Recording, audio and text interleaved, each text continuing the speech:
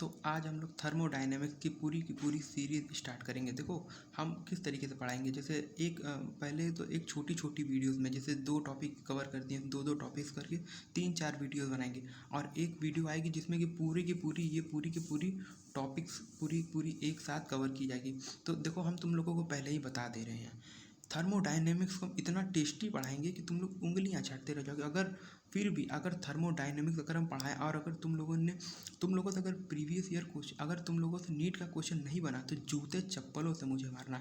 तो हम तुम्हें पढ़ाएंगे इस तरीके से कि पूरी की पूरी थर्मोडायनेमिक्स समझ में आ जाएगी। अगर जीरो लेवल से भी स्टार्ट करोगे तो भी बहुत अच्छा परफॉर्म करोगे, कोई भी क्वेश्चन छूटने नहीं वाला रहेगा। मैं इतना ही बता दे रहा हूँ, बहुत कम समय में पढ़ाऊँगा, मैं तुम लोगों को बिल्कुल भी टाइम वेस्ट नहीं करूँगा। तो देखो थर्मोडायनेमिक्स में सबसे पहला टॉपिक कौन सा होता है? थर्मोडायनेमिक्स में सबसे पहले आता है थर्मोडायनेमिक्स टर्म्स। टर्म्स में क्या आता है? सिस्टम, सराउंडिंग और टाइप ऑफ सिस्टम के बारे में, फिर ओपन, क्लोज्ड, आइसोलेटेड, इन सब के बारे में इसमें कवर हो जाएगा। इस पे और इसमें आज हम लोग देखेंगे, और हो सके तो ये वाला भी, ये तीनों के तीनों एक सिंगल वीडियो में बनाएंगे और बहुत ही जल्दी पढ़ाएंगे। तुम लोग भी देख के कहोगे कि नहीं आज कुछ हम पढ़ के गए हैं। पूरा थर्मोडायनेमिक्स समझ जाओगे अगर ये मेरी वीडियोस अगर तुम लोग देख लिए तो। और इसको नोट डाउन जरूर करना है। इसको जो नोट्स मैंने बनाए हैं इसको बनाने में ना बहुत टाइम लगता है, बहुत मेहनत से नोट्स बनती है, तो इसको नोट डाउन आप लोग ज़रूर कीजिएगा। तो देखो थर्मोडायनेमिक्स टर्म्स में बता दिए क्या आता है। अब फिर उसके बाद क्या होता है? प्रॉपर्टीज़ में क्या एक्सटेंसिव इंटेंसिव प्रॉपर्टी होती है, इसका पहला टॉपिक। और फिर दूसरे टॉपिक्स में ये आता है इंटरनल एनर्जी, फिर जीरोथ लॉ, फर्स्ट लॉ इसमें आता है। फिर उसका मोड ऑफ ट्रांसफ़र, देखो मतलब एनर्जी को कैसे ट्रांसफर करेंगे, एक तो हीट के फॉर्म में ट्रांसफ़र कर सकते हैं और दूसरा वर्क करके। तो इसमें ये 2 टॉपिक्स आएंगे, ठीक है। और फिर उसके बाद थर्मोडायनेमिक्स प्रोसेस, इसमें कुछ नहीं रहता, इसमें सिर्फ यही रहता है isothermal process, isochoric, isobaric, adiabatic, सिर्फ यही 4 आते हैं। और हीट कैपेसिटी में आप लोगों को बताइए CP/CV वाला जो पूरा के पूरा। और फिर एंथैल्पी ना, और फिर उसके बाद आता है लॉ ऑफ थर्मोकेमिस्ट्री, फिर स्पॉन्टेनियस प्रोसेस, फिर इसके बाद एंट्रोपी में फिर वही आता है सेकंड लॉ, थर्ड लॉ आता है थर्मोडायनेमिक्स का। और फिर उसके बाद कार्नोट साइकिल। तो एक एक करके बात करने वाले हैं। तो सबसे पहले हम लोग बात करेंगे आज ये थर्मोडायनेमिक्स टर्म्स के बारे में। तो देखो थर्मोडायनेमिक्स टर्म्स में सबसे पहले क्या आता है? सबसे पहले आता है सिस्टम, फिर आता है सराउंडिंग्स। देखो सिस्टम क्या होता है? Part of universe where observation is carried. देखो जैसे मान लो ये रूम है, इस रूम में, या मान लो एक बीकर है ना, एक कोई फ्लास्क है, उस फ्लास्क में तुम्हें कोई एक्सपेरिमेंट परफॉर्म करना है। तो वो जो बीकर हो गया ना, वो भी पूरे के पूरे जो सराउंडिंग मतलब पूरी यूनिवर्स में वो एक पार्ट ना, वो एक पार्ट है बीकर, जहाँ पे तुम्हें ऑब्जर्वेशन करना है, ठीक है। जैसे तुम्हें पानी खौलाना है। और भगोना अब क्या हो गया? सिस्टम हो गया। सराउंडिंग्स क्या हो गया? भगोने की अगल बगल जितनी भी चीज़ें वो सब के सब सराउंडिंग हो गई। तो बस इसमें यही कहा गया और इसमें कुछ बहुत ज़्यादा रॉकेट साइंस नहीं है। फिर उसके बाद क्या आता है? Types of system. Type of system में क्या आता है? देखो ओपन सिस्टम, क्लोज और आइसोलेटेड। देखो ओपन का मतलब क्या हुआ? जिसमें एनर्जी मैटर दोनों ट्रांसफ़र हो सके, ठीक है। क्लोज सिस्टम का क्या मतलब होता है? जिसमें सिर्फ और जो मतलब बंद हो ना, जिसको सिर्फ गरमाया जा सके। जैसे मान लो कोई चाय बनता है, चाय की पतीली में ऊपर एक प्लेट रख दिया जाता है तो वो क्लोज हो गया, लेकिन उसमें एनर्जी जो होता है वो ट्रांसफ़र होता है, तो वो हो गया क्लोज सिस्टम। आइसोलेटेड सिस्टम का क्या मतलब होता है?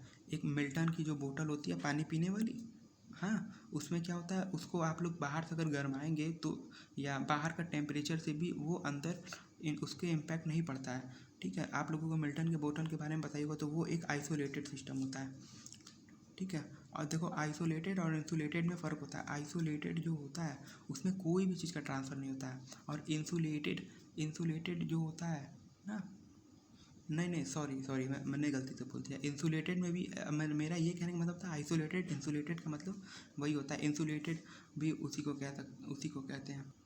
अब देखो क्या है नेक्स्ट, स्टेट ऑफ सिस्टम, मतलब कोई सिस्टम का क्या स्टेट होता है। तो देखो एक होता है स्टेट फंक्शन, एक होता है पाथ फंक्शन। देखो नाम से ही लग रहा है स्टेट मतलब होगा कि वो जो होगा वो सिर्फ और सिर्फ इनिशियल और फाइनल पे डिपेंड करेगा, स्टेट्स।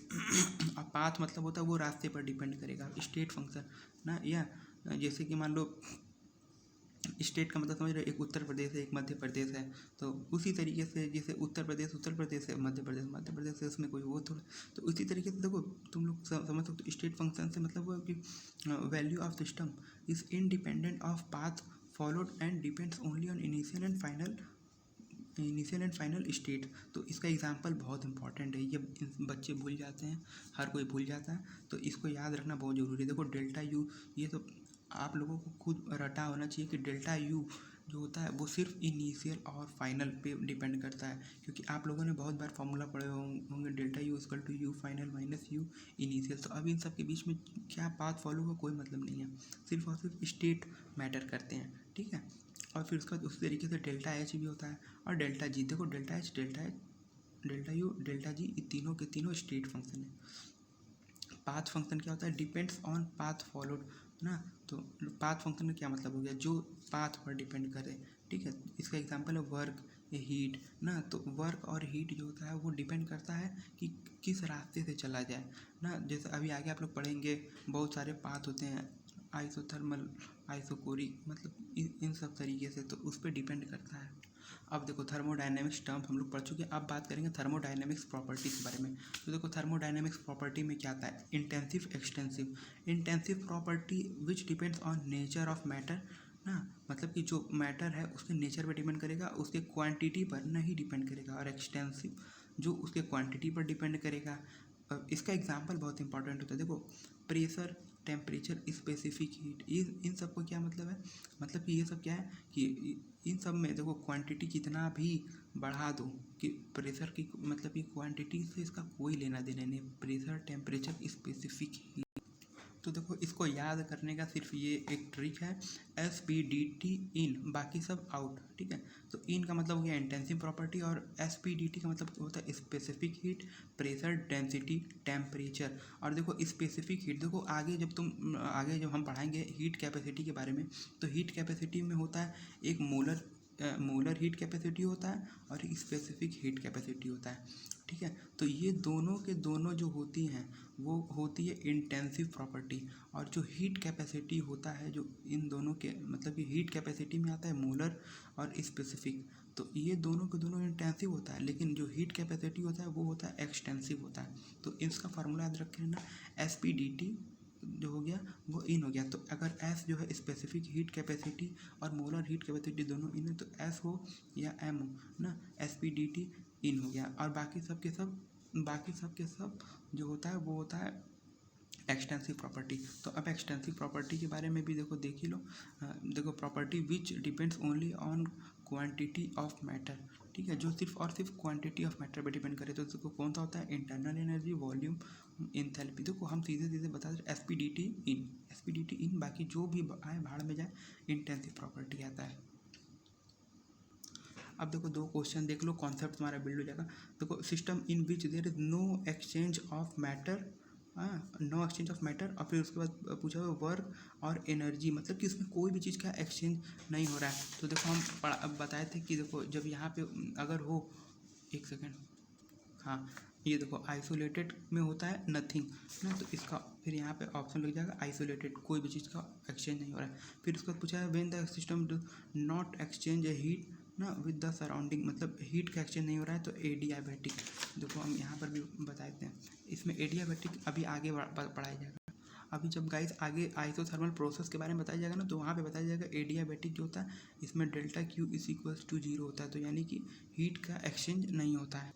अब देखो हम तुम लोगों को पूरा देखो ये भी पहला है ना, देखो ना नोट करते चलना, हर एक 70-80 क्वेश्चन आए हुए हैं, हर एक क्वेश्चन प्रीवियस ईयर के हम करवाएंगे। तो देखो इसमें क्या कहा हुआ है, देखो जितना पढ़ाएंगे उसी कॉन्सेप्ट पे से आएगा। बहुत ज़्यादा किसी भी चैप्टर में बहुत ज़्यादा पढ़ने की जरूरत नहीं होती है, सिर्फ कुछ स्पेसिफिक टॉपिक से ही क्वेश्चन आते हैं। तो देखो विच of the following is not state function. State function के बारे में अभी हम क्या बताते हैं, देखो स्टेट फंक्शन जहाँ पे है, तो जहाँ डेल्टा एच डेल्टा यू, देखो डेल्टा अगर हो ना तो वो स्टेट फंक्शन होता है, ठीक है। तो delta H, delta U, delta G. तो देखो अभी यहाँ पे इसमें तो कहीं दिया ही हुआ नहीं है कि कहाँ पे डेल्टा एच है, डेल्टा यू है या डेल्टा जी है, तो दिया नहीं है। तो अभी स्किप करते हैं ना, तो आगे बढ़ते हैं। जब जैसे जैसे देखो कॉन्सेप्ट अभी पढ़ते जाएंगे ना, तो देखना क्वेश्चन बनते जाएंगे।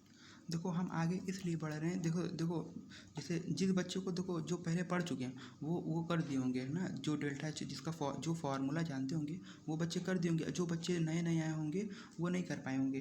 तो फिर अभी हम उन लोगों को अभी आगे कॉन्सेप्ट जब पढ़ाएंगे उस पर बेस्ड, तो फिर वो सब क्वेश्चन दोबारा से हम लोग इस पे आएंगे तो फिर वो तब हो जाएगा। देखो इन ए क्लोज इंसुलेटेड दिया हुआ है ना, फिर उसके बाद उसमें जो है पैंडिल मारा गया है to increase the temperature which of the following is true. तो देखो कोई मान लो एक, तो देखो अभी इस क्वेश्चन पे देखो क्या है, क्लोज्ड इंसुलेटेड। देखो इंसुलेटेड का क्या मतलब होता है, यानी कि उसमें जो हीट है वो ट्रांसफ़र नहीं होगा। तो देखो इन तीन चारों में से सिर्फ एक ऑप्शन है जिसमें से हीट जो हो रहा है वो ज़ीरो है ना, बाकी सब में देखो नॉन ज़ीरो है। तो फिर उसके बाद अभी देखो हम लोग दोबारा इस क्वेश्चन पे आएंगे, तो अभी हम तुम लोगों को सिर्फ एक छोटा सा एक ओवरव्यू दे रहे हैं। तो देखो इसमें देखो सिर्फ ये पहला ऑप्शन क्योंकि हीट के बेस पर टिक हो जाएगा। फिर उसके बाद उसमें एक आके पेंडिल वंडिल मारा गया है। तो फिर अभी देखो इन इंटरनल एनर्जी और वर्क के बारे में भी हम लोग बस थोड़ी देर में बात करते हैं। तो अब देखो, तो अब हम लोग थोड़ा सा इंटरनल एनर्जी पे पढ़ते हैं। अब देखो हम लोग बात करेंगे इंटरनल एनर्जी के बारे में। देखो इंटरनल एनर्जी का सीधा सा डेफिनेशन है sum of many types of energy. तो इसको हम लोग सिंप्लीफाई करते हैं। अब जैसे मान लो ये एक लड़का है जिसका नाम है अमन। अमन से अब एक लड़का है, उसने पूछ लिया कि भाई तेरे अंदर इंटरनल एनर्जी कितनी है। तो अब अमन बोल रहा है कि अच्छा मेरे अंदर इंटरनल एनर्जी देख, मेरे जो राइट हैंड है इसमें 10 की एनर्जी है, मेरे लेफ्ट हैंड में भी 10 की एनर्जी है, मेरे लेग में 20 की एनर्जी है, दोनों साइड में लेग में 20 और जो मेरा पेट है इसमें 50 की एनर्जी है, और मेरा जो मुंडी है उसमें है 5 की एनर्जी। तो अब इन सब एनर्जीज़ को जब तुम जोड़ोगे तो जितनी मान लो आ गई 100 एग्जाम्पल, तो ये मेरी इंटरनल एनर्जी है। मतलब कहने का समझ रहे हो कि जैसे तुम्हारा हाथ, मूड़ी, पेट और जितने भी ऑर्गन्स हैं उन सब की एनर्जी को मिला दो तो जितनी एनर्जी होती है तो ये तुम्हारी इंटरनल एनर्जी हो गई है। बस यही कहने का मतलब। तो देखो sum of all types of many types of energy, तो इस क्या होता है इंटरनल एनर्जी। अब देखो पॉजिटिव कब होता है, इंडोथर्मिक। इंडोथर्मिक मतलब समझ लो, इंडो मतलब इंडोर, इंडोर मतलब अंदर। तो यानी कि उसके अंदर जितनी एनर्जी दी गई, जब एनर्जी मतलब दी जाएगी तो वो होगी पॉजिटिव ना, पॉजिटिव इंटरनल एनर्जी। और जब ली जाएगी उससे तो वो हो जाएगी एक्सोथर्मिक। इसको तो देखो इन सबको सिंपली समझने के लिए, जैसे मान लो अमन के पास पूरी थी 100 एनर्जी, अब एक दूसरे ऋतिक ने आया और उसको 10 एनर्जी दे दिया तो अब इसके पास कुछ ना कुछ तो बढ़ेगा, तो वो हो जाएगा 110। तो देखो बढ़ गया, बढ़ा किस कंडीशन में बढ़ सकता है, जब ये पॉजिटिव होगा। देख ठीक है, जब ये पॉजिटिव होगा तो ही ना बढ़ेगा। तो देखो अब हमने इसको 10 दे दिया तो 110 हो गया, तो 110। तो अब ये इसका हो गया एंडोथर्मिक। मतलब कहने का समझ लो, एंडो देखो एनर्जी दिया तो वो हो गया एंडोथर्मिक, और वो क्या होता है पॉजिटिव, तो इसकी एनर्जी बढ़ा दी। अब देखो अब हम क्या है, अब हम आए कहें भाई चल लड़ाई करना है 1 मिनट, तो अब इसका जो होता है 50 एनर्जी इसका खाएगा। तो अब इसका 50 एनर्जी अगर खाएगा तो ये एनर्जी दे दिया। तो यहाँ पे देखो अब इसके पास 100 था, इसने 50 दे दिया, अब इसके पास 50 बच गया। तो अब ये हो गया एक्सोथर्मिक।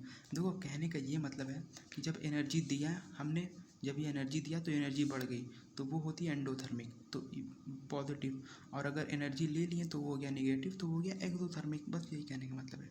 कहने का सिर्फ ये मतलब है कि उसकी इंटरनल एनर्जी को अगर मैंने बढ़ा दिया तो वो हो गया एंडोथर्मिक, और अगर घटा दिया तो वो हो गया एक्सोथर्मिक। हीट निकलवा दिया या हीट डलवा दिया, बस यही कहने। अब देखो नेक्स्ट क्या टॉपिक है, you depends on temperature, pressure, volume, quantity of matter. देखो ये सब मत पढ़ो, ये सब बस दिमाग में बस एक बार बैठ जाना चाहिए। बस ये पढ़ो कि independent by method which state has been attend. मतलब कि देखो सिर्फ और सिर्फ ये पढ़ो कि इंटरनल एनर्जी जो होता है वो स्टेट पर डिपेंड करता है, वो पाथ पर डिपेंड नहीं करता है। Delta U is equals to U final minus U initial. तो इंटरनल एनर्जी तो वो सिर्फ चेंज का मतलब होता है, वो कहाँ से गया कोई मतलब नहीं होता है, बस उसमें यही कहा गया है। अब देखो जीरोथ लॉ ऑफ थर्मोडायनेमिक्स, देखो ये कुछ होता नहीं है। If two system are in thermal equilibrium with third system then they are also in thermal equilibrium. तो इसका यही मतलब है। थर्मल का क्या मतलब होता है, टेम्परेचर। तो यानी कि अगर दो बॉडीज़ अगर एक दूसरे से टेम्परेचर में बराबर, मतलब कि दो बॉडी अगर एक दूसरे के टेम्परेचर में टच में है और फिर तीसरी बॉडी भी अगर टच हो जाए तो सब के सब टेम्परेचर बराबर। देखो एक सा एग्जाम्पल, ये तुम हो, तुम ठंडे पड़े हुए हो 30 डिग्री सेल्सियस पे, तुम्हारी गर्लफ्रेंड है वो हॉट सी है, वो 40 डिग्री सेल्सियस पे है। तुम्हारी गर्लफ्रेंड का जो नया बॉयफ्रेंड है, तुम उसके एक्स बॉयफ्रेंड हो, तुम्हारी जो गर्लफ्रेंड का नया बॉयफ्रेंड है वो है तुमसे ज़्यादा हॉट है, तो वो 35 डिग्री सेल्सियस है। अब तुम लोग पार्टी पे मिल गए, अब तुम लोग इमोशनल हो गए, अब भाई भाई भाई आओ भाई हम लोग एक दूसरे से मिलते हैं, गले में। अब तीनों लोग एक साथ गले मिल गए, अब पता नहीं क्यों मिल गए, लेकिन मिल गए तुम तीनों लोग एक साथ। तो अब इसका इसका इसका सबका टेम्परेचर बराबर हो जाएगा और तुम सब लोग किसी एक बॉडी के बराबर हो जाओगे। तो मान लेते हैं तुम लोग हो गए तुम्हारी गर्लफ्रेंड के टेम्परेचर के बराबर, तो 40 डिग्री। तो इसका जीरोथ लॉ का यही मतलब है कि तीन बॉडीज़ अगर एक साथ मिलती हैं तो वो सब के सब एक बराबर टेम्परेचर की हो जाती हैं। अब देखो फर्स्ट लॉ ऑफ थर्मोडायनेमिक्स, देखो तुम लोग एक डायलॉग तो सुने होगे, आत्मा ना मरती है ना पैदा होती है, संजय दत्त का डायलॉग है ना। तो मतलब ये तो पिक्चर का, लेकिन ये बहुत फेमस लाइन है। तो उसी तरीके से energy can't be created can't be destroyed. इसका फॉर्मूला देखो याद रखना ना, delta U equals to Q plus W. देखो इसको सिंपली तरीके से अगर साइंटिफिक तरीके से हम एक्सप्लेन करें तो देखो फर्स्ट लॉ ऑफ थर्मोडायनेमिक्स क्या कहता है कि देखो जैसे हम लोग किसी भी चीज़ पे वर्क किए हैं या उसको हीट दिया है ना, तो उसका क्या होता है, इंटरनल एनर्जी बढ़ता है।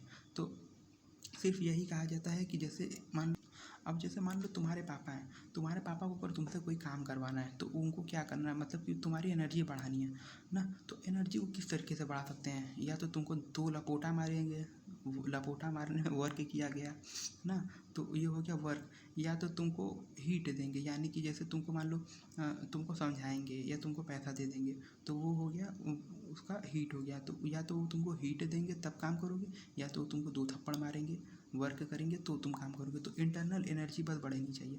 तो इंटरनल एनर्जी बढ़ाने के लिए क्यू प्लस डब्लू, और ये फार्मूला में कभी इधर उधर मत करना, क्योंकि देखो इंटरनल एनर्जी बढ़ाना है, ये नहीं कि Q is equal to U plus W, नहीं। देखो delta U is equal to Q plus W, ये केमिस्ट्री के लिए यही फार्मूला चलता है। और फिर उसके बाद देखो क्यू का मतलब क्या है, heat added to the system, यानी कि अगर किसी को हीट दिया गया, हीट को दिया गया ना, देखो देखो आगे जो तुम पढ़ोगे तो देखो एक आएगा पॉजिटिव वैल्यू, एक निगेटिव वैल्यू। तो देखो सिर्फ 2 वैल्यू याद रखो, निगेटिव वैल्यू जो होती है वो उसकी अपोजिट होती है। तो देखो क्यू अगर पॉजिटिव है तो heat supplied to the system, यानी कि मान लो ये एक सिस्टम है, ठीक है, इसमें अगर हीट दिया गया तो वो पॉजिटिव है।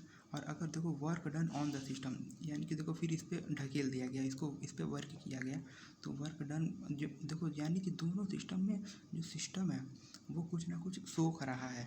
तो अगर सिस्टम अगर पा रहा है तो पॉजिटिव, सिस्टम अगर दे रहा है तो निगेटिव। तो देखो heat supplied to the system, work done on the system ना, तो क्यू डब्लू पॉजिटिव है, ठीक है। देखो वही चीज़ का क्या कि देखो अगर पॉजिटिव है तो heat supplied to the system, और निगेटिव है तो उससे ले लिया गया, लॉस्ट मतलब दे दिया। और अगर फिर पॉजिटिव है तो ऑन फिर दिया गया, और अगर निगेटिव है तो फिर उस पर वर्क ले लिया गया। देखो जैसे मान लो एक सिस्टम है, इसमें अगर वर्क किया गया या इसको हीट दिया गया तो ये हो गया पॉजिटिव, और अगर इससे मान लो वर्क हीट ले लिया गया या इससे तो ये हो गया निगेटिव, ठीक है। बस यही कहा गया है। तो अब हम लोग देखते हैं कि ये वाला फर्स्ट वाला क्वेश्चन क्या कह रहा था, नॉट स्टेट फंक्शन वाला ना। तो इसमें हम लोग बताए थे नॉट स्टेट फंक्शन का क्या मतलब होता है। तो देखो हम चाहते तो इस क्वेश्चन को पहले करा देते, लेकिन पूरी पूरी कॉन्सेप्चुअल क्लियरिटी होनी चाहिए। देखो इसमें नॉट स्टेट फंक्शन पूछा है, तो देखो ये सब जो होते हैं वो स्टेट फंक्शन होते हैं। तो स्टेट फंक्शन कौन सा नहीं होता है, तो देखो हम लोग यहाँ पे पढ़े हुए थे कि स्टेट फंक्शन, देखो ये जो है स्टेट फंक्शन है, और देखो पाथ फंक्शन मतलब कि स्टेट फंक्शन नहीं, तो वर्क और हीट। तो देखो ये क्यू और डब्लू ये जो दोनों हैं ना, हीट और वर्क, ये दोनों जो है ये पाथ फंक्शन है, तो ये वर्क फंक्शन नहीं है। तो इसका ऑप्शन ये वाला करेक्ट हो जाएगा। और फिर उसका देखो डेल्टा एच, और उसके बाद देखो डेल्टा यू का फॉर्मूला क्या होता है, क्यू प्लस डब्लू, तो ये हो गया। तो ये पाथ फंक्शन है ना, और ये भी पाथ फंक्शन है एच। अभी इसके बारे में भी हम लोग आगे पढ़ेंगे, इस फॉर्मूले के बारे में। अब देखो इसमें क्या कहा गया था, इसमें जो इंसुलेटेड कहा गया था, तो इसका मतलब है कि Q इज इक्वल टू 0, ये पहला पॉइंट है। फिर उसके बाद क्या क्या है कि उसमें जो पैडिल मारा गया तो उससे टेम्परेचर उसका इंक्रीज़ हुआ। देखो पैडिल मारा गया है तो इसका मतलब है कि work is not equals to 0, यानी कि उसमें वर्क हो रहा है। तो देखो इन सब ऑप्शन में देखो वर्क यहाँ पे नॉट इक्वल्स टू 0। अब डेल्टा ई देखो क्यों 0 है ना, तो अब देखो फॉर्मूला हम लोग क्या होता है, देखो डेल्टा ई का मतलब होता है इंटरनल एनर्जी। तो ये देखो delta E is equals to Q plus W. अब ये जो है ये तो 0 हो गया, तो delta U is equals to W, और फिर डब्ल्यू किसके 0 के बराबर नहीं है, तो इसका ऑप्शन पहला वाला करेक्ट हो गया। अब देखो तीसरे क्वेश्चन में क्या पूछा हुआ है, विच of the following is correct equation. देखो बहुत लोग तो इसको देखते ही मतलब ये मारेंगे कि delta U equal to Q plus W ना, लेकिन देखो ये वाला सही नहीं है, क्योंकि देखो इसमें देखो दोनों चेंज है ना, तो ये सही नहीं होगा। देखो फॉर्मूला क्या था, delta U is equal to Q plus W ना, तो देखो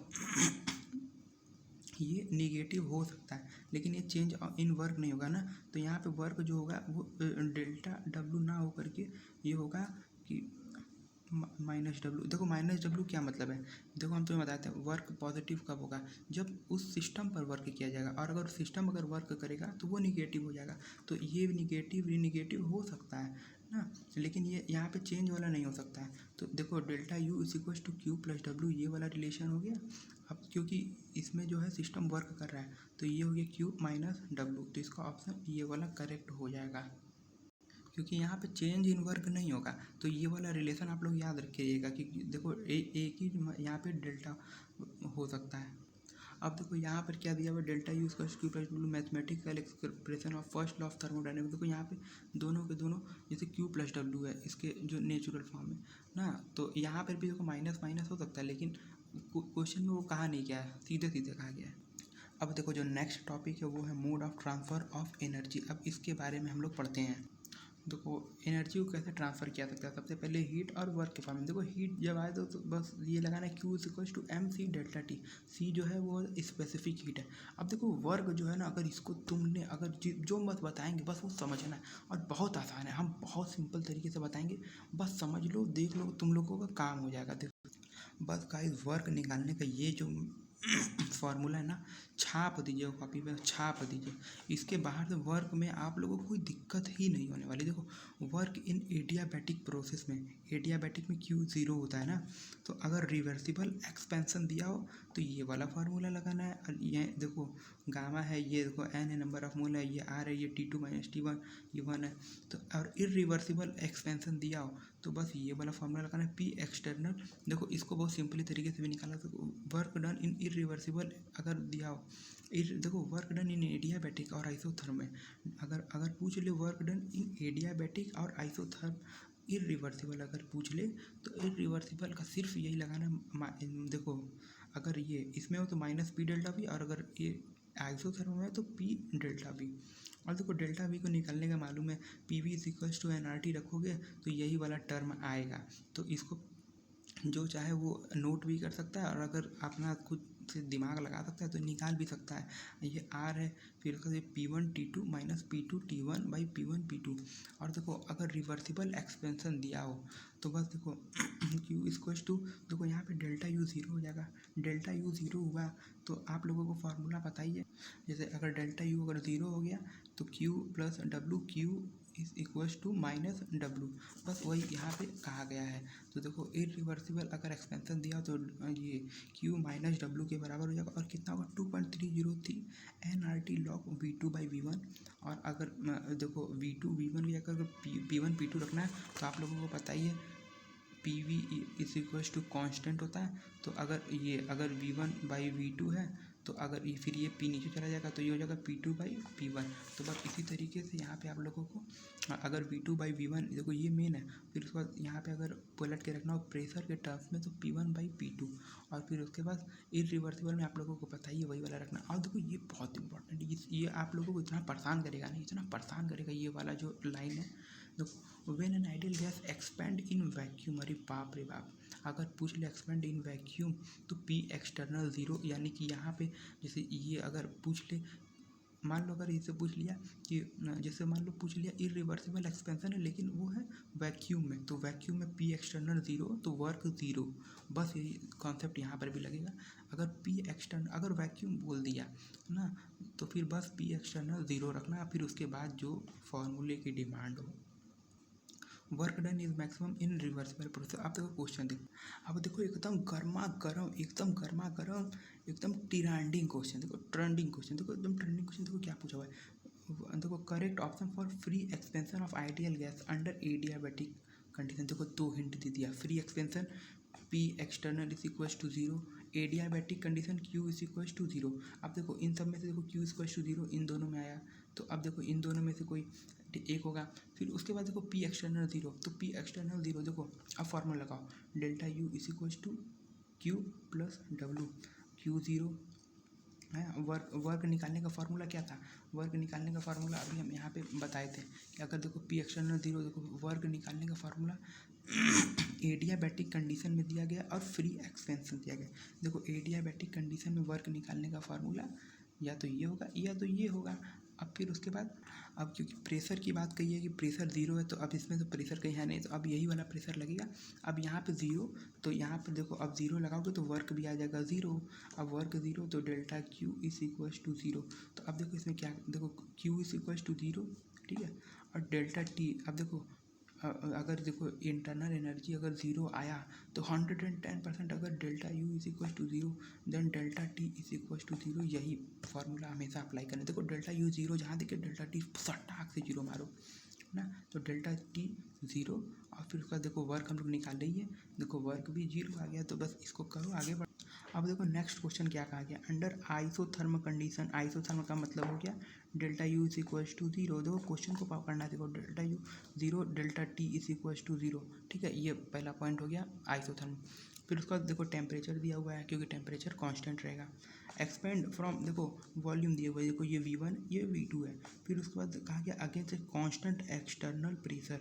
देखो प्रेशर जो है वो कांस्टेंट है, the work done by the gas.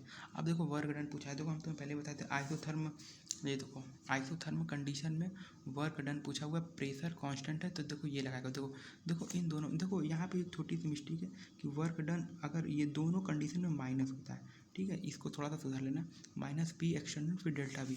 अब बस यहाँ पर तुम लोगों को फार्मूला रखना, P एक्सटर्नल कितना, देखो -2, अब डेल्टा V देखो V फाइनल कितना 0.25 माइनस 0.1, माइनस करोगे यहाँ पे आएगा लगभग -30 जूल आएगा, ठीक है। अब इसको सॉल्व करके आगे बढ़ते हैं।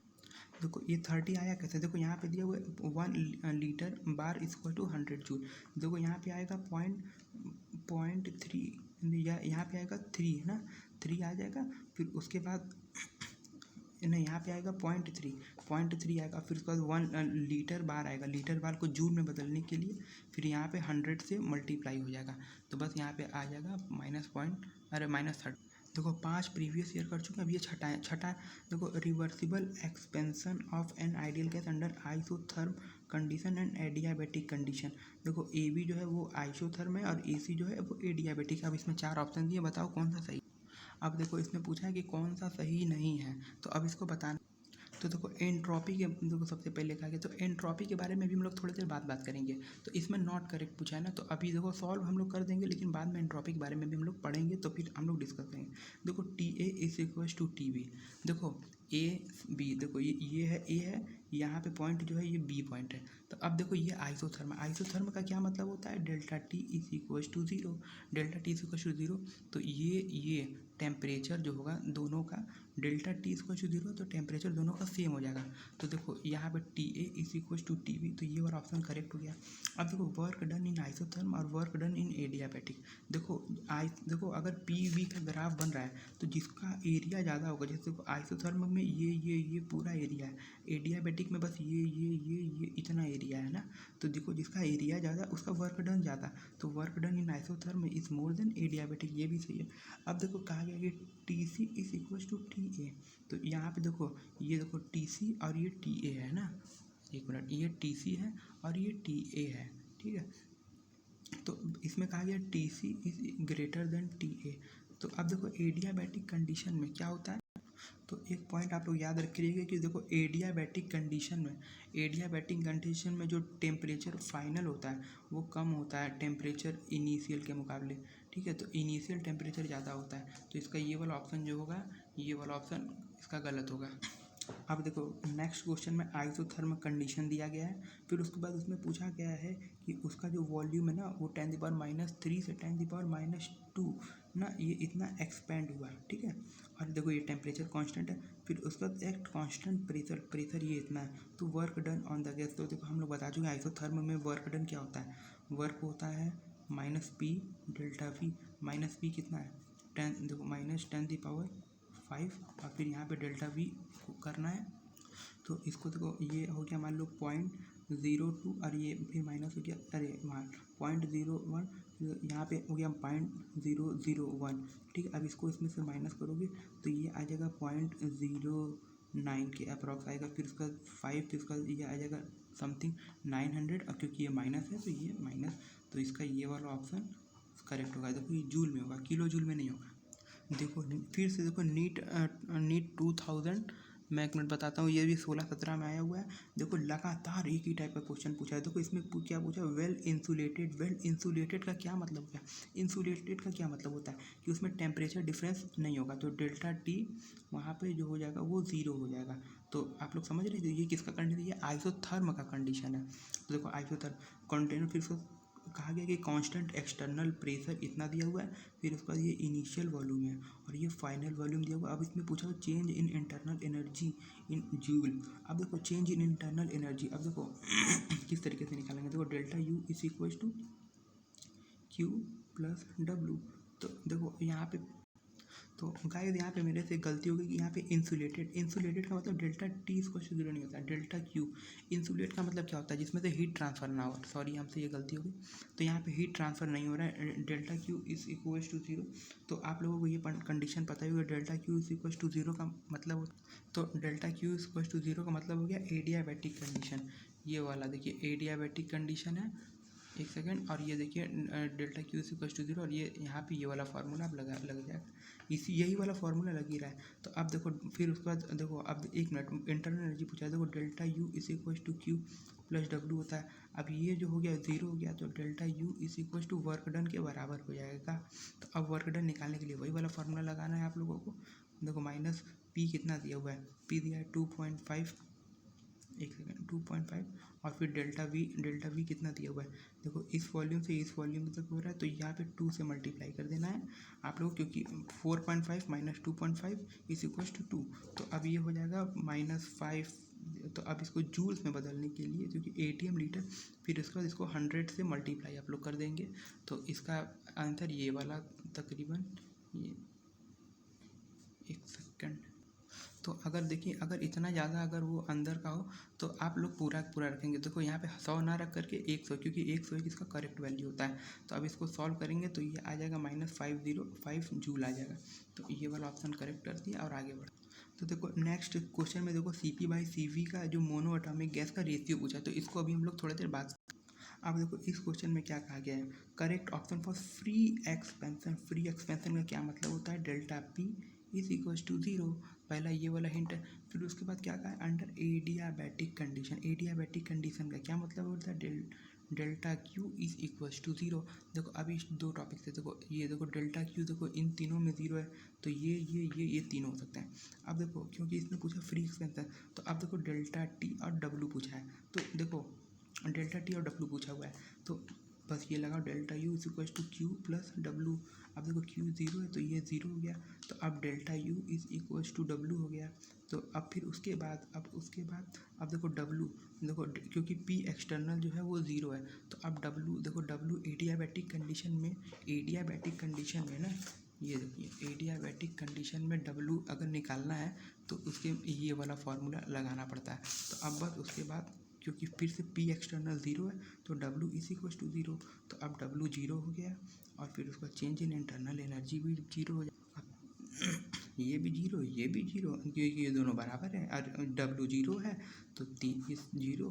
तो अब देखो डेल्टा यू 0, तो हम बताए थे डेल्टा यू अगर 0 हुआ तो फिर delta T is equal to 0। तो अब बस ये वाला फार्मूला आँख बंद करके लगाएं और आगे बढ़े। अब देखो 11th क्वेश्चन क्या कहता है, 3 moles of an ideal gas expand spontaneously into vacuum. मोरी मैया री, वैक्यूम का मतलब क्या हो गया भाई साहब, वैक्यूम का मतलब हो गया delta P is equal to 0।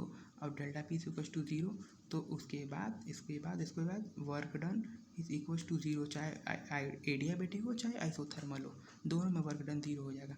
तो वर्क डन क्या होगा, आँख बंद करके देखो ये लगाओ और आगे बढ़ो।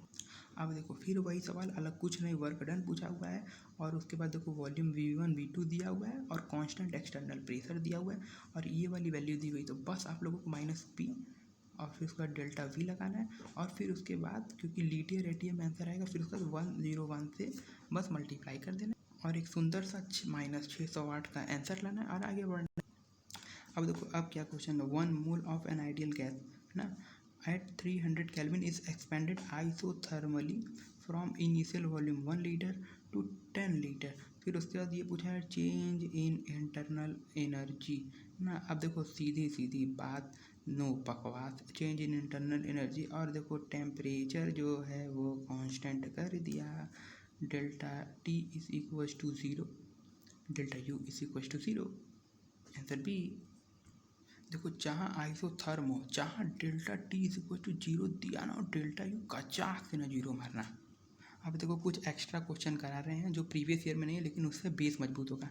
A process is called reversible when surrounding is always equilibrium with system, ठीक है।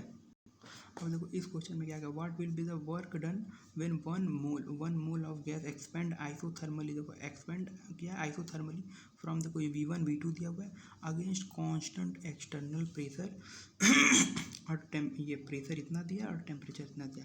देखो क्या बताते हैं, देखो ये आइसोथर्म कंडीशन है, ठीक है, और एक्सपेंड किया, ठीक है, रिवर्सिबल एक्सपेंड, ठीक है, दोनों हो सकता है। अब फिर उसके बाद देखो उसमें क्या हिंट दिया गया है, उसमें हिंट दिया गया कि प्रेशर जो है वो जो है वो कांस्टेंट है। अब देखो इस क्वेश्चन में क्या करना है, इस क्वेश्चन में देखो वर्क डन पूछा है और इसमें देखो 1 मोल दिया है तो n की वैल्यू 1 दी हुई है। फिर उसके बाद गैस एक्सपेंड आइसोथर्मली, ठीक है, एक्सपेंड आइसोथर्मली। फिर उसके बाद देखो ये V1 दिया हुआ है, फिर V2 दिया हुआ है ना, ये और फिर उसके बाद कांस्टेंट प्रेशर C, जो प्रेशर है वो कांस्टेंट है। और फिर उसके बाद जो टेम्परेचर दिया हुआ है, देखो टेम्परेचर सेल्सियस में दिया हुआ है तो इसको पहले हम लोग केल्विन में बदलेंगे ना, तो टेम्परेचर इन केल्विन बदलने के बाद 298 आ जाएगा केल्विन। और फिर देखो अब इसमें क्या वर्क डन पूछा ना, तो देखो हम लोग यहाँ पे पढ़ चुके हैं कि work done in isothermal process में ये वाला फार्मूला लगेगा, ठीक है, ये रिवर्सिबल एक्सपेंशन के लिए, ठीक है, तो ये रिवर्सिबल एक्सपेंशन होगा। तो अब इसमें ये फॉर्मूला लगेगा 2.303 NRT log V2/V1। अब देखो 2.303, यहाँ पे n की वैल्यू 1 हो गई। अब r की वैल्यू क्या रखेंगे, देखो कैलोरी में दिया हुआ है, कैलोरी में रखने के लिए r की वैल्यू 2 रखी जाती है, अगर जूल होता तो 8.3 होता, तो यहाँ पे 2, फिर उसके बाद NRT, फिर उसके बाद टेम्परेचर 298, फिर उसके बाद यहाँ पे 298, ठीक है, फिर उसके बाद हो जाएगा log V2/V1। V2 कितना दिया हुआ है भाई साहब 50, फिर उसके बाद 15। अब इसको सॉल्व कीजिए, सॉल्व करने के बाद आप लोगों का आंसर -718 कैलोरी आएगा। देखो सेम क्वेश्चन उसी तरीके से ये फिर से दिया है, n की वैल्यू 1 दिया हुआ है, गैस एक्सपेंड किया हुआ है आइसोथर्मली ना, और फिर इसका V1 V2 दिया हुआ है, फिर कांस्टेंट प्रेशर दिया हुआ है, फिर टेम्परेचर दिया हुआ है, तो इसमें भी वही वाला फॉर्मूला लगेगा, ये लगेगा 2.303 NR, यहाँ पे देखो जूल दिया हुआ है तो यहाँ पे 8.3, यहाँ पे r की वैल्यू लगा देना, फिर उसका लॉग, फिर V2/V1 करोगे तो log 10 आ जाएगा, 10 1 हो जाता है, फिर आंसर नंबर 2 आ जाएगा बस।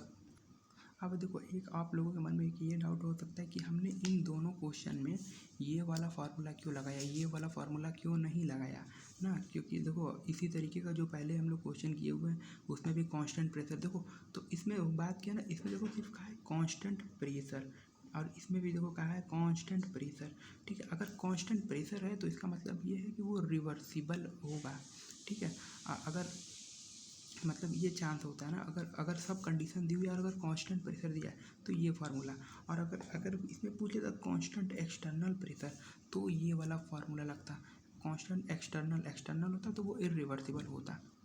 अब जैसे ये वाला क्वेश्चन है ना, ये वाले क्वेश्चन में देखिए वर्क डन जो पूछा था इसमें दे दिया हुआ है कांस्टेंट एक्सटर्नल प्रेशर, तो अब इसमें एक्सटर्नल प्रेशर दिया हुआ है, तो अब हम लोग इसमें यहाँ पे ये वाला फार्मूला लगाए हुए थे, ठीक है, तो इसी देखो इसी तरीके से ये वाले क्वेश्चन में भी हम लोग यहाँ पे देखो कांस्टेंट एक्सटर्नल प्रेशर दिया हुआ था, इसलिए हम लोग यहाँ पर भी ये वाला फार्मूला लगाए हुए थे।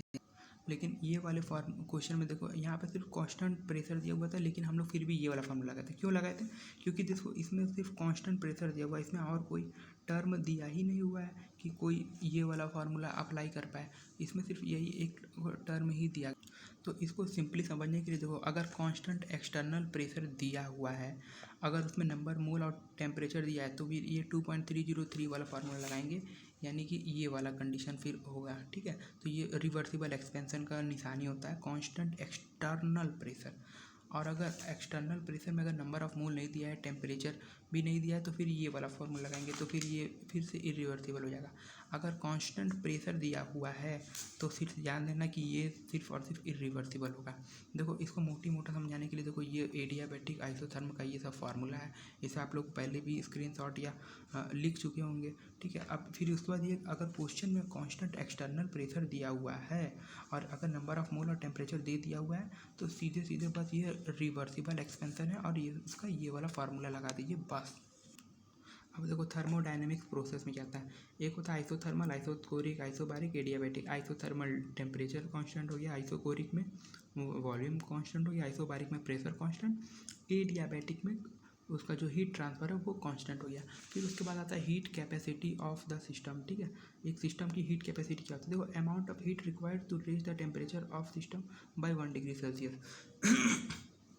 जैसे मान लो तुम हो ना, तुम्हें एक कॉपी है, एक कॉपी को तुम उठा कर रगड़ने लगे ना, तो अब उसका 1 डिग्री सेल्सियस टेम्परेचर जैसे मान लो बढ़ा दिए, तो उसमें जो हीट तुमने अपने हाथों से उसको दे दिया उसे कहते हैं heat capacity. Molar heat capacity क्या होता है, heat capacity of 1 mole of substance. जैसे तुम मान लो तुम्हारे कॉपी का वेट है 1 मोल ना, 1 मोल कॉपी, अब उसको तुमने अगर रगड़ के अब गर्म किया तो अब उसका 1 मोल सब्सटेंस, 1 मोल कॉपी को जब तुम गर्म किए तब जितना हीट देती है तो वो हो गया molar heat capacity. Specific heat capacity ना, heat capacity of 1 gram of substance. अब तुम्हारा कॉपी मान लो हो गया 1 ग्राम का, 1 ग्राम का अगर कॉपी है, अब उसको तुम अगर गर्म किए ना तो वो हो जाएगा स्पेसिफिक हीट कैपेसिटी। इसका फॉर्मूला होता है कि उसका जो mc∆T। तो स्पेसिफिक और मोलर में रिलेशन ये वाला होता है। देखो स्पेसिफिक हीट कैपेसिटी और मोलर हीट कैपेसिटी, देखो ये होता है मोलर हीट कैपेसिटी ना, और फिर उसके बाद ये होता है स्पेसिफिक। स्पेसिफिक जो होता है वो छोटा है, एस छोटा है ना, देखो स्पेसिफिक छोटा ना, समझ लो। स्पेसिफिक हीट कैपेसिटी छोटा होता है और मोलर हीट कैपेसिटी बड़ा होता है, ठीक है। Molar heat capacity at constant pressure ये फार्मूला है, और फिर उसके बाद ये specific heat capacity at constant pressure into molar mass, इसका ये सीधे सीधे फार्मूला। और फिर उसका कांस्टेंट वॉल्यूम पे है तो ये वाला फार्मूला का। देखो ये रिलेशन याद रखना, CP minus CV is equals to R। और फिर उसके बाद CP minus CV is equals to, देखो ये जो है ये है स्पेसिफिक हीट, ये है स्पेसिफिक हीट कैपेसिटी का फार्मूला है ना, CP माइनस CV। और ये मोलर वाला है, मोलर हीट कैपेसिटी, तो R/m हो गया। तो अब देखो CV का जो होता है, देखो ये 3/2 R याद रखे रहना, CP का 5/2 R याद रखे रहना। और गामा अगर CP/CV अगर पूछे ना तो ये 1.66 किसके लिए, मोनो एटॉमिक के लिए 1.66, डाया के लिए 1.4 और ट्राई के लिए 1.33। ये रिलेशन याद रखे ही रहना, सबसे ज़्यादा किसके, मोनो, फिर उससे कम डाया, फिर उसके बाद ट्राया। मोनो के लिए कितना था 1.66, डाई के लिए 1.4 और ट्राई के लिए 1.33। ये रिलेशन, ये वैल्यू आप लोगों को याद है। देखो एक प्रीवियस ईयर का आया हुआ क्वेश्चन क्या है, equal volume of 2 mono atomic gas दिया हुआ है ना, और फिर उसके बाद सेम टेम्परेचर और प्रेशर है, फिर उसके बाद CP/CV पूछा हुआ है। तो देखो हम यहाँ पे बता देते हैं CP, देखो ये CP/CV मोनो एटॉमिक के लिए 1.66, यहाँ पे बस 1.66 का 1.17 लगाओ और आगे बढ़ो। तो अब हम लोग बात करने वाले हैं इंथैल्पी के बारे में। देखो इंथैल्पी होता क्या है, जैसे अभी हम लोग देखो यहाँ पे बात किए थे कि जैसे मान लो ये जो एक लड़का है इसका नाम है अमन, ठीक है। अमन, अब देखो अमन की इंटरनल एनर्जी क्या, इंटरनल एनर्जी का क्या मतलब है, उसकी अंदर की पूरी एनर्जी। जैसे उसके एक हाथ में 10 एनर्जी है, 10 जूल 10 जूल, और ये 50 उसके पेट में है, उसके सर में सबसे कम है तो 5 जूल की एनर्जी। मान लो पूरा मिला करके उसकी इंटरनल एनर्जी हो गई 100, ठीक है। ये उसकी इंटरनल एनर्जी। अब वो क्या है, अब वो ना सामान उठाता है तो ये इतना वर्क करता है 100 जूल का। तो अब इसको मिला करके अब ये जितना पूरा का पूरा अमन हो गया कि अमन की इंटरनल एनर्जी, अमन का वर्क, इसको कहते हैं इंथैल्पी, ठीक है। तो अब देखो इंथैल्पी का वही मतलब है कि उसकी इंटरनल एनर्जी, और पीवी का क्या मतलब होता है, उसका पीवी एनर्जी मतलब पीवी मतलब वर्क, ठीक है। तो बस वही, और ये क्या होता है, ये एक स्टेट फंक्शन होता है। स्टेट फंक्शन होता है, समझ रहे हो ना, जो पाथ पर डिपेंड ना करे, ठीक है। इंटरनल एनर्जी जो होता है वो भी स्टेट फंक्शन होता है, पाथ फंक्शन नहीं होता। और ये एक्सटेंसिव प्रॉपर्टी है। एक्सटेंसिव प्रॉपर्टी हम क्या बताए थे, देखो इंटेंसिव में हम लोग क्या बताए थे, एस पी डी और यही SPDT जो है वो इंटरनल एनर्जी, उसके अलावा सब के सब एंथैल्पी ये सब एंथैल्पी, इंटरनल एनर्जी, वॉल्यूम, ये सब के सब एक्सटेंसिव प्रॉपर्टी आती है ना। तो ये एक्सटेंसिव प्रॉपर्टी है और ये स्टेट फंक्शन है। और इसका जैसे इसका डिफरेंस निकालने के लिए H2 - H1 करते हैं। देखो ये निगेटिव कब होता है एक्सोथर्मिक के लिए, पॉजिटिव कब होता है एंडोथर्मिक के लिए। इसी तरीके से हम लोग रिजल्ट पहले भी पढ़े हुए थे कि जैसे हम लोग पढ़े थे, देखो हम लोग यहाँ इंटरनल एनर्जी में पढ़े हुए थे, ये इंटरनल एनर्जी पॉजिटिव एंडोथर्मिक के लिए होता है ना। अब देखो यहाँ पर भी सेम रिजल्ट है, एंडोथर्मिक के लिए पॉजिटिव होता है, यानी कि इसको भी अगर तुम दोगे तो ये भी खुश होगा तो पॉजिटिव होगा। एंडो मतलब दो मतलब पॉजिटिव खुश हो गया। तो इसी तरीके से इंटरनल एनर्जी में भी हम लोग डिस्कस किए थे। और एंथैल्पी ऑफ रिएक्शन देखो प्रोडक्ट माइनस रिएक्टेंट होता है, ठीक है। और ये देखो डेल्टा एन जी, ये वाला फार्मूला देखो, ये याद रखे रहना। तो ये वही वाला फार्मूला हो गया। और delta N G R T देखो P V equals to N R T, तो एन आर टी यहाँ रख देंगे देखो। लेकिन यहाँ पे जो होता है डेल्टा एन जी का मतलब क्या होता है, change in number of moles of gas ना। गैस की जो सिर्फ गैसियस, लिक्विड सॉलिड का नहीं कंसिडर होगा, सिर्फ गैसियस मोल कंसिडर्ड होंगे, वो भी चेंज रिएक्टेंट माइनस प्रोडक्ट या प्रोडक्ट माइनस रिएक्टेंट। अब देखो प्रीवियस ईयर में क्वेश्चन क्या पूछा हुआ है, एक रिएक्शन हो रहा है जो ओपन कंटेनर में हो रहा है, तो उसमें पूछा डेल्टा एच डेल्टा ई के बराबर किस कंडीशन में हो। तो देखो डेल्टा एच डेल्टा ई को बराबर होने के लिए डेल्टा एन जी यानी कि रिएक्टेंट, ये प्रोडक्ट माइनस रिएक्टेंट के जो मोल हैं ये जीरो हो जाएंगे। ये जीरो होंगे तो ये पूरा जी कट जाएगा, तो ये इन दोनों के बराबर होगा। तो देखो कंडीशन देखो पहले देखो, ये देखो 2 - 3, तो यहाँ पे हो जाएगा -1, तो ये तो हो नहीं पाएगा। देखो 2 - 2, तो देखो यहाँ पे 2 - 2, अब यहाँ पे डेल्टा एन जी जो होगा वो ज़ीरो हो जाएगा, तो ये वाला ऑप्शन सही है। देखो उसी का आगे एक ऑप्शन ये वाला भी था, तो इसको भी देख लेते हैं। देखो ये हो गया 2, ये 1, तो यहाँ पे 3 माइनस, अब देखो यहाँ पे देखो ये देखो सॉलिड का है और ये गैसियस का, तो हम क्या बताए थे गैसियस मॉलिक्यूल लेना है, तो यहाँ पे 3 नहीं लेंगे, यहाँ पे सिर्फ गैसेस का मॉलिक्यूल 2 लेंगे। 3 - 2 इक्वल्स टू यहाँ पे हो जाएगा 1, ठीक है। तो यहाँ पे भी डेल्टा एन जी की वैल्यू 1 हो जाएगी, तो ये बराबर नहीं होगा। तो ये सिर्फ हम कॉन्सेप्चुअल क्लियरिटी के लिए आगे दिखा रहे थे। अब देखो एक रिएक्शन दिया हुआ है, उसमें पूछा delta H minus delta E क्या होता है। तो पहले फार्मूला लिख लो, delta H is equals to, delta E का मतलब होता है इंटरनल एनर्जी ना, तो delta E plus delta N G R T. अब देखो ये देखो 3, क्योंकि अब इसको 4 कंसिडर करेंगे नहीं, 3 माइनस 6, तो delta N G is equals to 3 - 6, तो यहाँ पे कितना हो जाएगा -3, ठीक है। अब यहाँ पे रख दो ये डेल्टा एच, अब ये यहाँ पे गया minus delta E is equals to -3, अब यहाँ पे आ गया फिर आर टी, तो अब ये इसका ये वाला ऑप्शन सही हो गया। अब देखो प्रीवियस ईयर का फिर से क्वेश्चन है, सबसे पहले डेल्टा एन जी निकालो। तो देखो इसको रखेंगे नहीं, सिर्फ ये 2 रखा है क्योंकि ये गैसियस मॉलिक्यूल है, फिर ये 3, तो देखो 2 - 3 ये आ गया -1, तो अब delta H is equals to, एक सेकंड मेरी हैंड राइटिंग में ध्यान में देना, डेल्टा ई फिर उसका ये माइनस आर टी, अब बस देखो कौन सा है -RT, बस ये वाला लगाओ और आगे बढ़ो। अब देखो पूछा हुआ डेल्टा एच की वैल्यू एंडोथर्मिक का क्या मतलब हो रहा है, उसको दे रहे हो खुश होगा मतलब पॉजिटिव। तो अब इसको यहाँ पे हम लोग देखो किए हुए भी थे, देखो एंडोथर्मिक डेल्टा एच पॉजिटिव, तो ये देखो पॉजिटिव, देखो किसी को देखो डेल्टा एच और डेल्टा यू ये दोनों ऐसे चीज़ हो रहा है कि इन दोनों को अगर कुछ दोगे तो ये सब खुश होंगे तो मतलब पॉजिटिव होंगे। देखो ये प्रीवियस ईयर में 2 बार पूछा हुआ क्वेश्चन है। ड्यूरिंग आइसोथर्मल एक्सपेंशन, देखो आइसोथर्मल एक्सपेंशन का मतलब ये होता है delta T is equals to 0 ना। तो फिर अब उसमें पूछा इंटरनल एनर्जी बढ़ेगा नहीं, देखो delta T is equals to 0 मतलब delta U is equals to 0, तो एंथैल्पी रिमेन अनअफेक्टेड, ठीक है। एंथैल्पी रिमेन अनअफेक्टेड, एंथैल्पी क्यों, क्योंकि देखो delta H is equals to delta U, अब डेल्टा यू 0 हो गया, तो जो ये भी जो है ये भी अनअफेक्टेड रहेगा, क्योंकि ये भी टेम्परेचर पर डिपेंड करता है। अब देखो ये 1991 का ये हुआ क्वेश्चन है, इसे तुम लोगों को खुद करना है, ठीक है। ये N2 + 3H2 ये दिया, देखो सब के सब गैसियस मॉलिक्यूल है। अब डेल्टा एच पूछा हुआ है, तो डेल्टा ई प्लस फिर उसके बाद ये कितना हो जाएगा 2 - 4, तो यहाँ पे माइनस कितना आएगा, अब ये तुम लोगों को खुद करना है।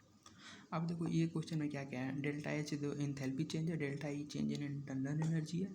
तो अब इसमें से कौन सा ऑप्शन सही है, देखो ये वाला इसमें दिया गया है। अब इसमें से पता है कौन सा ऑप्शन सही है, देखो delta H is always greater than delta E.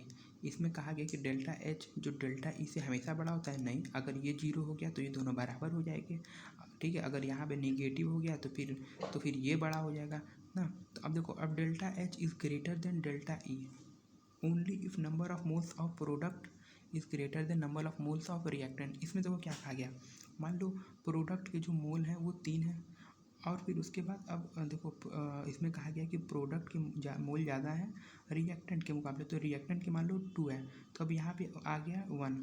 तो अब देखो यहाँ पे वैल्यू 1 रखेंगे, तो अब देखो delta H is equal to delta U ना, delta H is equals to delta U plus मान लो ये डेल्टा एन जी की वैल्यू 1 आ गई, फिर उसके बाद आर टी, देखो ये वाला रिलेशन आ गया। तो अब इस कंडीशन में क्या ये बड़ा होगा, देखो ये बड़ा होने के लिए ना, इस देखो इन सब तरीके के क्वेश्चन में अगर मान लो कहा है कि ये बड़ा है जैसे मान लो ये अगर बड़ा है, ये बड़ा है, तो और अगर ये छोटा है तो फिर क्या हो, तो according to relation internal energy में कुछ जोड़ना पड़ रहा है इसका बराबरी करने के लिए। जैसे मान लो ये तुम हो, तुम्हारे पास 1000 रुपये है ना, और इसके पास जो है 1200 रुपये हैं, ठीक है। तुमको तुम्हारा दोस्त 100 रुपये दिया, 100 रुपये दे रहा है, तब तुम इसके बराबर हो रहे हो ना। तो फिर उसके बाद ऑब्वियसली ये तुमसे बड़ा होगा, तो इस कंडीशन में जो डेल्टा एच होगा वो बड़ा होगा। लेकिन है ना, और अब फिर देखो, अभी ये वाला देखो ये भी गलती है। अब देखो ये वाले में क्या कहा गया, number of moles of product is less than number of moles of reactant, नहीं, ठीक है। अब देखो अब यहाँ पे क्या है, मान लो प्रोडक्ट जो है वो 2 है और जो रिएक्टेंट है वो 3 है, क्योंकि इसमें प्रोडक्ट के नंबर ऑफ मोल्स कम बताए गए हैं और रिएक्टेंट के ज़्यादा बोले गए हैं, यहाँ पे आप लोग पढ़िए, ठीक है। अब इस कंडीशन में डेल्टा ई बड़ा हो जाएगा, तो हाँ इस कंडीशन बड़ा होगा, क्योंकि देखो delta H is equals to delta U minus, अब यहाँ पे -1 आ जाएगा, फिर उसके बाद आर टी। अब देखो इसमें से कुछ घटाना पड़ रहा है इसको इसके बराबर होने के लिए। जैसे मान लो यहाँ पे 1200 रुपये है, यहाँ पे 1000 रुपये है, ठीक है। अब ये तुम्हारा एक दोस्त है, वो 200 रुपये तुमसे ले लिया ना, तुमको छोटा किया तब तुम इसके बराबर हुए, तो तुम इससे बड़े हुए होगे तो ही ना, तो डेल्टा ई इसमें ज़्यादा होगा। तो इस वीडियो में हम लोगों ने तकरीबन देखो ये टॉपिक ये सब पूरे के पूरे, और एंथैल्पी आधा, क्योंकि हीट ऑफ रिएक्शन ये सब वगैरह वगैरह एंथैल्पी में पढ़ना है, तो तकरीबन हम लोगों ने आधे चैप्टर हम लोगों ने इस सिंगल वीडियो में ख़त्म कर दिए। और गाइस ट्रस्ट में इसके बाहर से इन सब टॉपिक्स में से क्वेश्चन नीट में तो आ ही नहीं सकता है। इतना ही पढ़ के जाना है, और तुम लोगों को क्या करना है, मॉक देना है, मॉक दो, इतना पढ़ के जाओ, टेस्ट दो, मॉक दो। अब जितना क्वेश्चन कराएं बस इस क्वेश्चन को अगर तुम लोग लिखो भी मत, लिखने का टाइम अब नहीं है, तो प्रीवियस ईयर क्वेश्चन का ये जो बुक आता है ना इसको लो, और बस इसमें जो हम बताएं ना बस इस तरीके से 1-2 पेज का, एक देखो ये सिंगल पेज का देखो आधे पूरे चैप्टर का ये नोट्स इसमें हमने कंप्लीट किया हुआ है, ठीक है। तो इस तरीके से आप लोगों को भी इसी एक जितना पढ़ाएं, बस देखो इधर ही से लेकर के देखो इधर से इधर तक बस इतना ही पढ़ाया है ना। तो इसी तरीके से आप लोगों को एक नोट्स बनाना होता है, ठीक है। इस देखो ये इस तरीके का नोट्स है, ये नोट्स अगर आप लोग इस तरीके से बनाएंगे तो एग्ज़ाम देने में आप लोगों को बहुत आसानी होगा, ठीक है। बस आप लोगों को इतना ही करना है, और फिर मॉक देना। आप लोग खुद देखेंगे कि कोई क्वेश्चन आप लोगों का छूटेगा नहीं।